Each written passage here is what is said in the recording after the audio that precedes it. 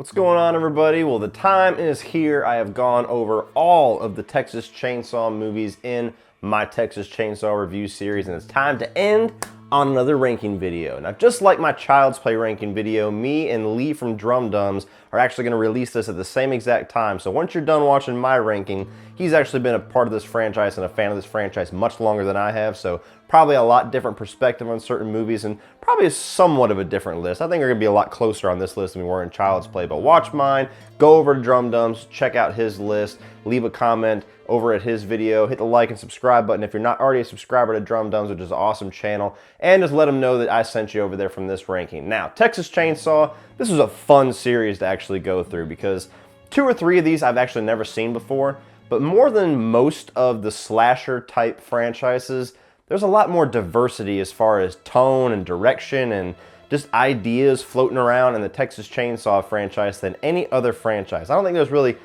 there's no 2 Texas Chainsaw movies that are the same. The most similar is probably the remake and the beginning, but basically every movie in this franchise is like a totally different direction, a different feel, a different tone, so wild little franchise. Now, there was some serious low notes, there was some really high notes, and there was just a lot of peaks and valleys throughout this entire franchise. So all 8 films ranked right now, starting off at the bottom. Number 8 is The Next Generation. Whoa, that was a weird fucking movie. You got the career start basically, or one of the career starts, if anything, of Matthew McConaughey as well as Renee Zellweger. Kind of the same old premise. You got people that are driving through the Texas roads, back roads, and they fall upon this Sawyer family. And it's one of the weirdest and strangest and most off-putting directions that they've ever gone in this franchise. You got Leatherface, who's very whiny, and he's a transvestite, and he wears women's clothes and everything like that. You get Matthew McConaughey as Vilmer, who's really the only reason that this movie did not get a fuck this movie when I rated it, because he was just so fun to watch how wild and unhinged Matthew McConaughey could get. But he's got like a mechanical leg, and there's like this cult or some kind of a government agency that comes in that's controlling the Sawyer family, and just a lot of weird shit. It was not really entertaining, to be honest with you, unless Matthew McConaughey was on screen. Then it was just morbid fascination with how wild he could get. You definitely see early greatness in him, even though it's a terrible movie. And I love the fact that he actually kind of embraces this movie, and he'll talk very candidly about it, about how fun it was and about how he got the part. He doesn't shit all over it or pretend it doesn't happen. So The Next Generation, I would never recommend anybody go see this movie, or even rent it. I mean, I don't see anybody watching this and thinking, oh, that's actually kind of an entertaining little piece of this franchise. No, it's just all weird. So that was the worst one by far. That is my number 8. Number 7 is Texas Chainsaw 3D. Now, this is the spot where you're going to see me and Lee's list vary a lot, because he's actually taken a lot of shit for loving this movie. And I don't know. It wasn't the worst thing in the world. People say this is the worst of the franchise, and I can't fathom anything being worse than The Next Generation. But Texas Chainsaw 3D, the problem with it is that it goes back to the beginning. It tries to be a direct sequel to the original. It's got really bad acting, with the exception of Alexander Daddario, who's pretty decent. Really incompetent storytelling. Like, it tries to be a 40-year later story while using a character who's only 23, maybe 24. So you could just tell the writing, and the writing's by Adam Marcus, the guy that's responsible for Jason Goes to Hell. Big surprise. The writing, the directing, all incompetent. The way that they try to turn, which is the biggest sin, they try to turn Leatherface into like this misunderstood hero or this anti-hero instead of just a straight up villain. Horrible fucking mistake, in my opinion. I cannot stand when a movie tries to make you sympathetic with a killer, just like the Nightmare on Elm Street remake tried to do whenever they were, is Freddy innocent? Is he not innocent? Fuck you. He's a killer. Do not try to make me sympathize with him. Same thing here. Leatherface is a murderer. He's a cannibal. I don't care if he's mentally incapacitated where he doesn't really know what he's doing. I don't care what you rationalize it as. He's a fucking villain. He's the bad guy. If you want to put other villains in there that he can saw up to death, go ahead.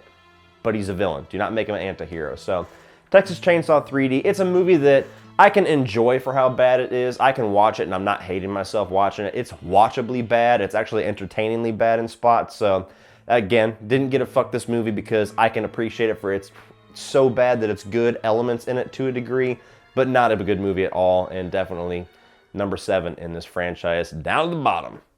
Number 6 is going to be Texas Chainsaw 3, or Leatherface, which we got another movie called Leatherface, that's why I'm calling it Texas Chainsaw 3, but whatever you want to call it, the third one. To me, this movie just seemed the most dull, as far as not really having any big impact, not really having anything to say. It's a straightforward horror movie. It kind of goes a little bit more into the gore than the first two, at least at the time that this one had come out. You get Viggo Mortensen in kind of the same kind of situation as Matthew McConaughey. This is one of his first roles. I think he's much too pretty to be a Sawyer guy, but anyway, he's pretty decent in it. You get some interesting scenes, like a little trap thing that they have where the sledgehammer comes down and kills the guy, but the main characters are not good actors. They're not really interesting at all. You don't really care if they live or die. You get Ken Faree, I believe that's how you pronounce his name, from Dawn of the Dead and some other horror movies. Joe Grizzly, bitch, that guy. You get him in there. He's pretty cool. He's got a cool scene where he just starts mowing down people inside the house. Leatherface is pretty cool in this. He's got a pretty good look to him. He's a lot bulkier and meatier. He's got this big badass like chrome gold saw that says the Saw is family. So there's aspects of this movie that's cool, but to me it was just such a dull watch. It was like everything that they do in this movie I can get and get much more successful in the first two movies. It really didn't add anything to the franchise. It didn't do anything ballsy. It didn't go any direction that the other two hadn't gone yet. It just felt like it had nothing to say, so that's why that one's at the bottom. Definitely not a terrible movie, but a movie that I have no interest to watch again, so that is my number 6. Now, basically every other movie on this list is a movie that I will watch again. It's a movie that got a good rating. It's a movie that I would recommend strongly or very slightly, but starting off down at number 5, we're going to go with Leatherface. This is the brand new one. Now, most people hated this movie that I can see. It seems kind of split, but it seems much more heavily on the people that hated this. Now, I was actually somebody that from the beginning said this movie was going to suck. I thought it looked like it was going to be garbage. I'm not a fan of prequels to horror icons. Like, I've said that numerous times. I don't want a Freddy prequel. I didn't like the concept of a Michael prequel. I'm glad the Jason Voorhees prequel got canceled and we're going to get something else. So, the fact that we got a Leatherface prequel, I was like, I don't need a Leatherface prequel. I don't need to find out why Leatherface became Leatherface. But the thing that they did that was interesting with this one was they kind of made it a mystery of who Leatherface was going to be. They put some characters in front of you. They escape from a mental asylum. You go on like this road trip, Devil's Rejects style movie, and you kind of have to figure out who's going to be Leatherface. Now, to me, that was interesting. It didn't succeed quite as well as it could have because to me, the reveal of Leatherface was obvious. Like, if it's going to be a mystery, to me, it was blatantly obvious who was going to be Leatherface. But some pretty good kills, some pretty good gore, some pretty decent acting. Stephen Dorff's good. He's a little bit over the top in it, but the movie kind of calls for that. I think a lot of the shots and some of the cinematography in it's actually pretty good. They do match that kind of Texas Chainsaw feel because it's supposed to be before the 1974 movie. It didn't quite nail the 1974 feel. That was another small negative I had. It felt like a modern movie. And the other thing that I actually really liked about it was that where most prequels go wrong, and a movie that's a little bit higher on this list actually does it a lot worse in my opinion, this aspect of it, and that's really hitting you over the head with all the Easter eggs and the nods and the connective tissue to the other movies. This movie was really subtle and creative with how they did that. You get introduced to these characters. They don't even give them names, really. You just kind of recognize them through subtle little hints like, oh, that's Drayton, oh, that's the hitchhiker, and all these characters that you know are going to grow up to be in those 1974 characters. But the movie just kind of puts them in front of you, lets longtime fans kind of get excited for a second. Oh, I knew who that is. People who aren't a fan of the 1974 movie or are unfamiliar with it, they can watch the movie and be completely up to speed because it's not a big part of the movie at all. And just a lot of these small little hints that lead up to that movie really nicely to me. They succeeded in that and didn't beat you over the head with it, which I'm a big fan of because I can't stand when prequels do that. But overall, just a decent movie, a decent Leatherface movie. It really doesn't even feel like a Leatherface movie until the last 10 minutes. And that aspect of it felt kind of rushed too. I liked the reveal. I liked how they pulled it off, the little transition from normal person to Leatherface, but it does feel very rushed. But overall, I was entertained. I was pretty surprised at how much I liked the movie. I had such low expectations that it actually rose above those expectations, but just a middle-of-the-road movie. I will enjoy it.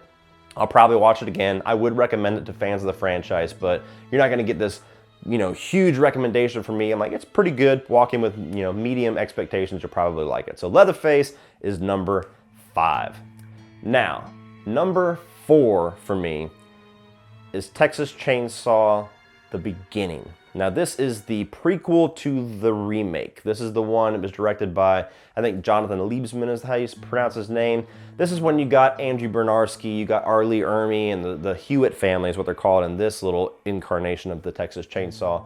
You get all them back and you tell how their story started. Now, this is the movie that did a lot of those errors that I was talking about with beating you over the head with connective tissue to the next movie. They basically made this movie and told you exactly how every single little detail leads up to that remake that you weren't really asking for. Like how Arlie Ermey's character lost his teeth. They tell you how the uncle lost his legs. They tell you like all these small little details that to me I was just like, I didn't really care. I didn't need a movie to explain those things that are honestly pretty insignificant. But where this movie does get it right is that for the most part, he keeps a lot of that tone and that style and that look from the Texas Chainsaw remake, which I'm a huge fan of. You will see that high on this list. You keep the actors, which are some of the best parts of that remake. Like Andrew Bernarski to me is the scariest Leatherface by far. The dude is a monster. He's got the kind of, he plays the mentally, I don't want to say retarded, but like the mentally ill person who's kind of a puppet on the strings, but he has a very big, like intimidating presence, and he seems very animalistic at times. I love his incarnation of Leatherface. So him coming back was a big win for me. And I think his actual Leatherface, his mask in this looks much better than it did in the remake. I think this is probably the best that Leatherface looks in this entire franchise. Arlie Ermey, to me, he's not as good as he is in the remake, but he's still really good. He's still one of the high points. He's a character that you come to this movie to see. You come to see Arlie Ermey almost more than Leatherface to a degree, because he's got all the charm, all the charisma, all the morbid dialogue, and he just gets unhinged in this. You get a lot more gore. If you're a gore hound, a lot more gore than the remake. It goes for broke with how much it shows. And the story is kept simple enough. It's not going for this huge, ambitious story. It's a very basic setup like most of these movies, just to get these characters together and to get them in this perilous situation. But for the most part, as a prequel, it serves really well. It's an entertaining movie. It's just slightly above Leatherface for me. Because even though this movie does the thing that that annoys me with prequels, I feel like overall the rest of the movie is more successful than Leatherface. So, I mean, it's a very close race, but I'm going to give the edge to Texas Chainsaw Massacre at the beginning. That is my number 4. Number 3 is actually a movie that I had never seen before until sometime this year because of my buddy Lee from Drum Dums recommended it so much, and that's the Texas Chainsaw Massacre Part 2. Now, this is a movie that I never had any interest in, I never had any faith in. It always looked like such a weird, strange, off-the-wall sequel, and it is, but it's awesome for that reason. It scared me away until I actually sat down and watched it, and this movie entertains the hell out of me. As far as what movie in this franchise I rewatched the most, it's probably this one, honestly. And it's got Bill Moseley, and one of the best characters of this franchise, Chop Top. The dude just became a horror icon in a sequel with one character, which is just awesome. It's much more of a dark black comedy than the original, because the story behind it is that Tobe Hooper, the guy that made the original Texas Chainsaw Massacre, he thought he was making a black comedy with that movie, and then nobody got the black comedy, which I still attest that he made a horror movie and just he's delusional about what kind of movie he made, but he still holds to it that, until he passed away recently, he really held to it that he made a black comedy, just nobody understood the comedy. So when he got the chance to do Texas Chainsaw Massacre Part 2, he went full on black comedy to really do the movie that he wanted to make with that original movie. So that's why you get the changing tones. Now, it's a lot more of a fun, accessible movie. It's just goofy, gory, insane, splatterfest fun. This movie is a blast to watch. You get Dennis Hopper in a great kind of a heroic role. He's got this grudge against the Sawyer family for reasons that you have to watch the original movie to tell, but it really ties in nicely with that original movie. A lot of iconic lines, a lot of iconic scenes. Leatherface is a bit of a step down to me. He's a little bit too goofy for me. I think that he could have played it a little bit more serious, and the movie would have been that much better for it. Carolyn Williams plays Stretch. She's kind of your main, like, final girl in this, and she's really good, but I feel like in the last act, she's too maniacal. She's screaming and like that gets on my nerves a little bit. It's little small things like that that hold this movie back as far as the franchise ranking goes for me, but I love this movie to death. Like, it was, I think I gave it like a 4.5 or 4.4. I really love the Texas Chainsaw Massacre Part 2. It's one of my favorite horror sequels, and that is my number 3. So if you haven't seen it, if we're scared about it like me, definitely check it out. Now we're on to the top 2. Now, I knew that these two were going to be battling it out. Every single ranking that I have this little speech about which one ended up beating me out, because, you know, number 1 and number 2, whenever I talk about franchises that I'm very passionate about, I always have two movies that I love so much that they're just constantly shifting back and forth. Now, To me, how you were going to answer this, what is number 2, what is number 1, is going to depend on 2 things. 1, which generation you grew up in, and 2, what is your horror tastes. Now, it's coming down to the original 1974 Texas Chainsaw Massacre and the 2003, I believe, 2003 remake. One of them, very brutal, very grimy, gritty, grindhouse, almost realistic documentary-style horror movie that started this huge wave in horror. It was a very important movie, a very landmark film for horror history. And you get the remake, which is more of a traditional slasher take, but really started the remake craze. To me, it's still one of the best, if not the best, horror remake we've ever gotten. Some people debate that very heavily, that they think it's the worst, which is baffling to me. But anyway, in my opinion, it's above the best. And just to me, people that have those memories of watching the original, where they saw it and it just stuck with them and it just fucking haunted their nightmares and it made them sick when they left. Not really to make me sick, not to that degree, but as far as scaring me, affecting me, like just riveting me to death, I had that experience when I saw the remake in theaters. That was actually the first Texas Chainsaw Massacre movie I ever saw. And to this day, the scariest movie experience that I've had in the theaters was watching that 2003 Texas Chainsaw remake in the dark, in surround sound, in a halfway crowded theater. It was like nothing I've ever seen before. So my number 2 is going to be the original 1974 Texas Chainsaw Massacre. Not taking anything away from this film. It's a landmark Hallmark horror film that will never lose any single bit of its legacy. It is a horror masterpiece in its own right. But to me, if you've watched my review, you saw me, or you heard me talk about this, the movie does not have very much replay value for me personally, because it is so gritty and grimy and has so much bathed in potential reality that it's kind of off-putting to watch.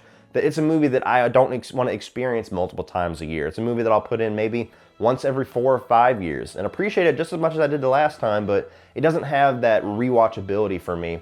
But where it does have right is that you introduce yourselves to Leatherface, to the Sawyer family, to Drayton, to the hitchhikers.